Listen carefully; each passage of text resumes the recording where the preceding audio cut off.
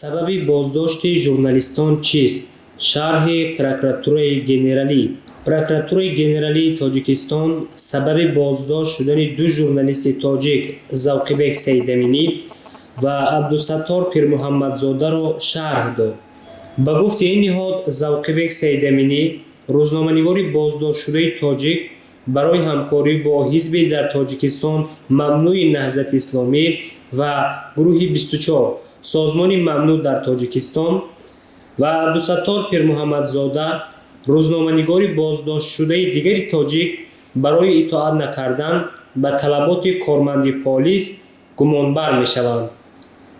Шариф Қурбонзода, як масъули прокуратураи генералии Тоҷикистон, дар нишасти матбуотӣ гуфт бар зидди Завқибек бо моддаи 307 қисми 2 нишонаи 3 парвандаи ҷиноятӣ боз шудааст.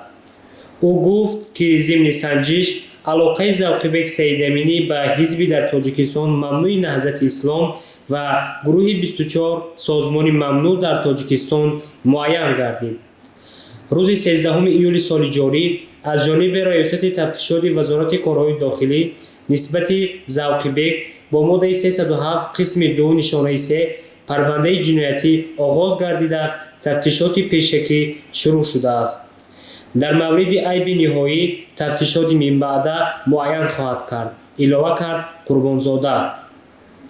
Номбурда дар робита ба боздошти Абдусаттор Пирмуҳаммадзода гуфт, ӯ 9 июл аз ҷониби кормандони шуъбаи корҳои дохилӣ дар шаҳри Ваҳдат барои итоат накардан ба талаботи корманди полис дастгир шудааст.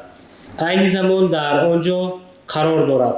ҳоло нисбаташ қарори ниҳоӣ қабул карда нашудааст. То 19 июл бо қарори суд, ки ҳукми қонунӣ пайдо кардааст, дар боздошт мемонад, гуфт Шариф Қурбонзода. масъулини додистони Кул ҳамчунин гуфтанд, ки Далери Имомалӣ барои фаъолияти ғайриқонунии соҳибкорӣ ва барои напардохтани 96460 сомонӣ маблағи андоз гумонбар мешавад. аз тарафи прокуратураи ноҳияи Шоҳмансур барои фаъолияти ғайриқонунии соҳибкорӣ парванда оғоз карда шудааст.